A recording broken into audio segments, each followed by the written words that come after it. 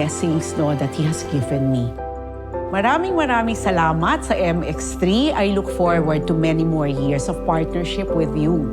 Maihahalin tulad kita sa isang camera because you give me more focus and you enable me to create more fantastic memories. Maraming salamat.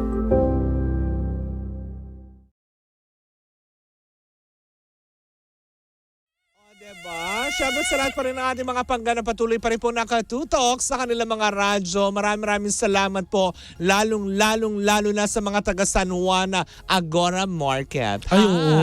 Uy, alam mo na malengke ako dyan noong nakaraan. Ay, talaga? Oo, na malengke. Though, hindi naman ako yung bumaba si Jowa. Oo, diba? Pero Pinagtaka ako, ikaw bababa yun. Hindi ako pababa yun eh, diba? Oo, doon ako sa sasakyan. Hindi lang ka dulas-dulas ka. Pag skating. Baka sabihin nila, uy, ang galing no, kusang pumapasok yung baboy. Ganon. Charot lang, charot. Oo. Be friend tayo. Oh, yes, friend. Peace. Ayun na nga. Ayan, ang syempre sa lahat pa rin po na nakatutok sa atin. Tanda mo B-boy ka, hindi ka manok. Baka ako. Baka, okay. Si Mabi ang baboy. Akala ko tulingang malaki. Ay, hello nako. po sa inyo lahat. Ako po si Kapitana Sisa. At ako naman po ang yung Tita Cora. At ito pa rin ang Baklita sa Woo! Ayan. Ay, Mari, alam mo ba? Ang dami nakikinig sa atin. Oo. Diyan sa may Cainta-Rizal. Uy, hello sa inyo. Oo. Unti-unti na nating sinasakop ang Ang buong Metro at Mega Man. Correct. Wala po kaming sa demonyo, ha? Lilipulin po namin. Pero kami po ay Sama-sama tayo magpunit ng sedula. Hoy! Hindi magugustuhan nyo ng BIR! Oo nga pala, hindi pwede. Kailangan natin ng sedula. Happy. Ang sedula ba sa BIR? Oo, hindi. Actually, konektado yun. Kasi bago ka makakuha ng sedula, tatanungin kasi kung yung mga income mo, keme-keme. Tsaka ginagamit yun pag nagpa-file ka ng BIR. Oo. Diba? Kasi nung mga panahon nila, nung mga sinauna. Wow, hindi lang. Hindi tayo ganun katanda. Yan ang pinaka-identification nila. Oo. Ang pagpapunit ng sedula ay isang form ng pag-aaklas. Oo. Tulad ng ginawa nila. Sino ba yan yun? Correct me if I'm wrong. Andres Bonifacio. Oo, yata. Yun. Siya ba yung nagpunit ng sedula? Oo, kasama ng mga katipuneros. Tama, dahil siya yung KKK, diba? Oo. Kami nagpunit ng sedula. Alam mo yung KKK? Kaning... Hindi. Corina. Uy, baka mabash tayo kung ano nung tinuturo na. Magalit sa atin ng DepEd. Uy, bakit ba? KKK, Corina. Ano ba yon? Kagalang-galangan, kataas-taasan ng mga anak ng katipuneros. Tama ba? Correct us if we're wrong. Paano pag hindi anak ng katipuneros? Malamang sa timog yun nakatira. Kataas-taasan, kagalang-galangan, Sa anak ng timog. OFW.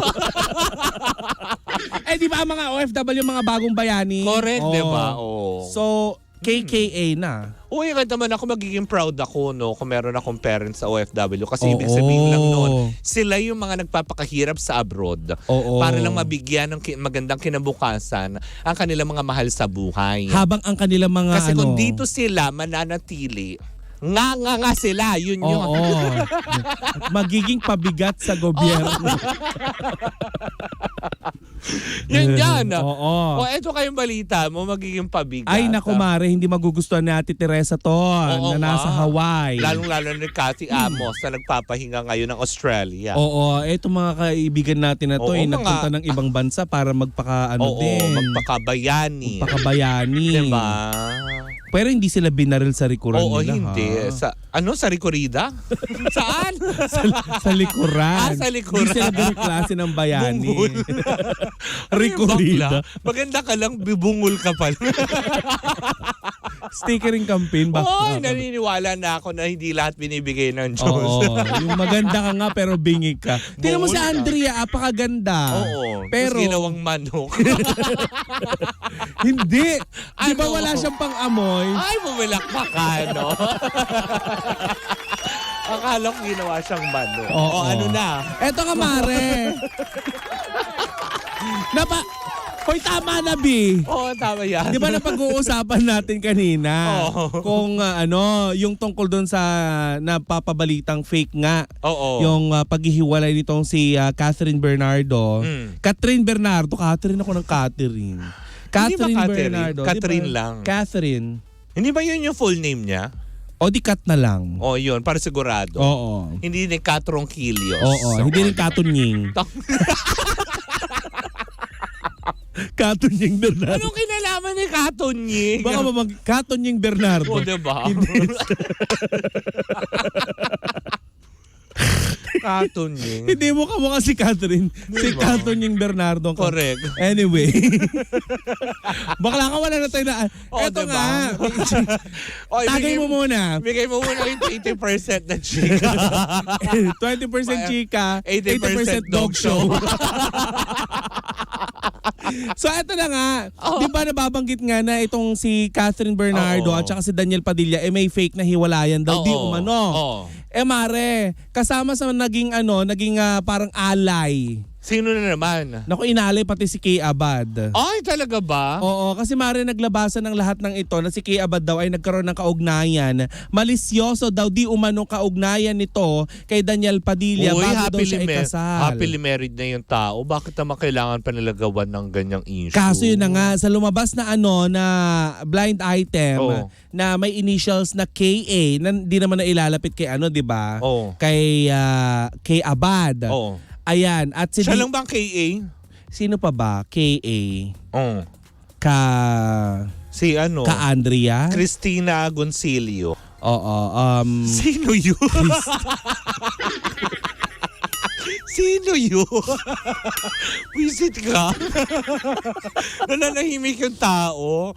Sino pa? Christina Alarcon. Oo. O kaya si Sige, mag-isip ka. King Karaha. Amber Grease. Sino ba to? Sino pa? Ang KA. Si Nick Arumbahin, ganon. Sino yun sa Thailand? Si Anjara Pupapi, ganon. Aso, Radyo Bambi. Ay, nako. So yun na nga, una Mare, umusbong itong chikang ito nang mapabalita sa isang blind item. Hindi naman pinangalanan, pero kasi may nakatsurbahan daw itong si Disco, kung pangalanan na si Daniel. Kasi nga DJ, Disco, na ang initial daw ay KA. Pero Mare, pagkatapos pa ng lahat ng ito, nakapanayam itong si Kay Abad at hiningi ang kanyang pahayag ano daw? ukol dito. Itinanggi niya at natawa na lang siya. Hindi totoo naman. Kasi diba, nananahimik na siya sa feeling nung, sino nga yung... Paul J. Oo, diba? Product ng PBB yun, diba? Paul J. Castillo, to be exact. Na parang happily married yung tao na parang tipong iugnay nyo. Tsaka wala nga masyadong tinatanggap na proyekto itong si Kay, diba? Bukod sa... Bakit mo nandin namin si Francine? Kaya... Francine Prieto.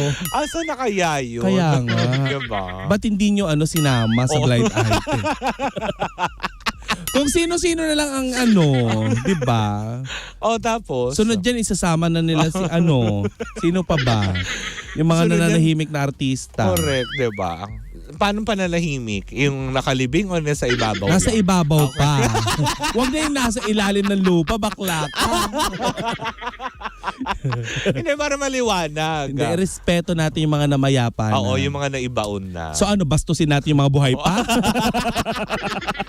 Babuyin! So yun na nga Mare, itinanggi nga nitong si Kay Abad. At saka Mare, ikaw ba? Maniniwala ka ba doon na si Kay Abad ay magpapakaganon pa? Hindi naman. Kasi like what I said, diba, kanina, happily married na yung tao. So ba't kailangan niyang tsaka may hahanapin ka pa ba kay Paul J? Correct, diba? Napaka-conservative, napaka-responsable. Alam mo yung asawa. Oo. Tsaka hindi, Gwapo naman. Oo, hindi, ever since tsaka Mare, nung mga panahon pa nila John Lloyd, yan ang mga kapanahunan ni Kay Abad nila Patrick Garcia, Pia, sila yan eh. Diba? Tabing ilog. Oo, wala namang na-issue na ganun din sa kanya. Wala siyang Ever issue ng since, malandi diba? siya. Wala din siyang issue ng kung anong pumatol sa ganito, ng agaw sa ganyan, diba? Yung tama-tamang kalandian ganun, wala. Wala siyang Diba? ganun. So parang ngayon, parang talaga nakakatawa naman, may idugtong lang ulit. Oo. Diba? Hindi siya yung klase ng babae na pag-iisipan mo Correct. Tsaka hindi mo siya nagharot-harot. gagawing manok. Ganun. Oo. Pero naloka ko kay Abad, yung nag-ano siya, yung nag-grocery siya na may mga Oo, bodyguard. may mga bodyguard. Gano'n na Oo, mag-grocery. Kasi ganun talaga, nirerespeto ang mga tao. Oo.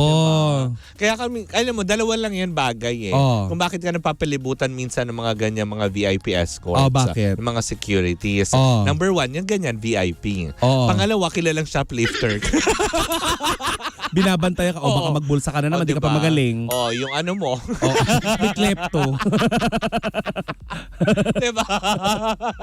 Klaka, hindi ka pa magaling. Yung chewing gum, binulsa mo, nakita ko. Hoy, di ba may ganyan dati? May Oo. artista nga na pa ganyan dati. Correct, Na blind diba? item. Oo. Na sinusundan-sundan. Correct. Tapos binabayaran na lang daw nung asawa Oo. niyang sikat din na aktor na ngayon ay... Ay, hindi natin Ganon. papangalanan. Pero ano naging parang urban legend. Oo ganun, nga, Kemer. diba? Parang hindi naman, wala namang Parang wala namang katotohanan. katotohanan. Diba? Kasi diba? Ganda ni ate mo, Barbie. Tapos, Oo, tapos gano'n, matinggera. Oo. Bakit? Uy, maraming gano'n na. Marami akong kilala pero mga makeup artist Uy, meron akong kilala. na matinggera. Hindi. Ano din? Chak. Ay, may kilala tayo matinggera. Ay, oo. Oo. Ayun, sumalangit na wa. Uy, boy pa. Bahala At saka na. kay- Bahala na ang Diyos sa kanya.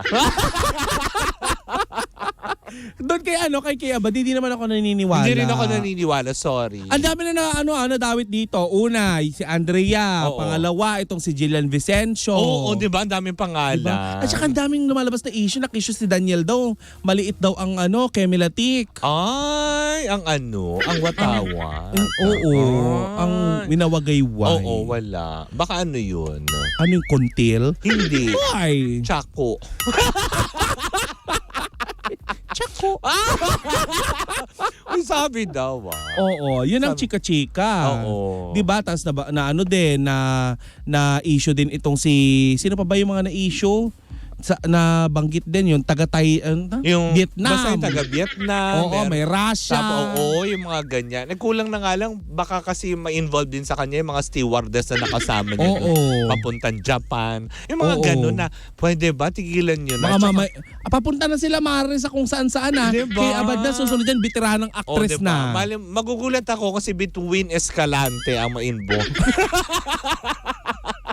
O kaya sino pa ba? Oo. Sino pa ba yung mga pwede nang involve? Madami, diba? Pero sana wag naman. Ulitin ko lang din ulit, lalo kay Aban, Oo. diba?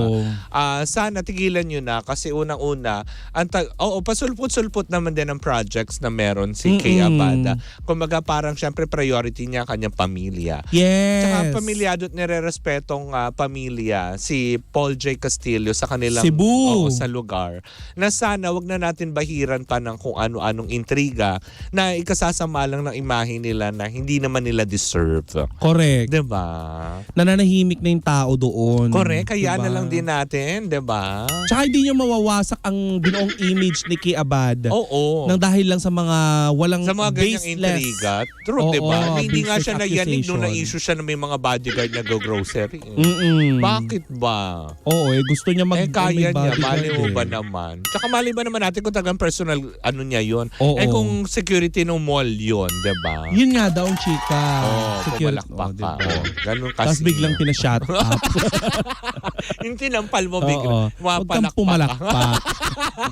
Hindi to Coldplay concert. Hindi ka mag-uuwi ng race band. Oo. Uy, alam mo ba? Ano?